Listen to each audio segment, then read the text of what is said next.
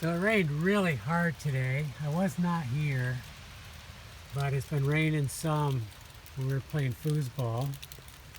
And I was curious, how bad did the water get right here?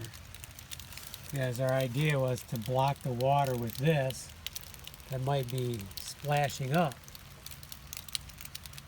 And lo and behold, it's dry.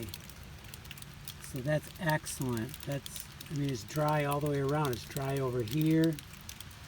Maybe on the other side there's some dampness. No, it's dry even there. So the whole thing is dry.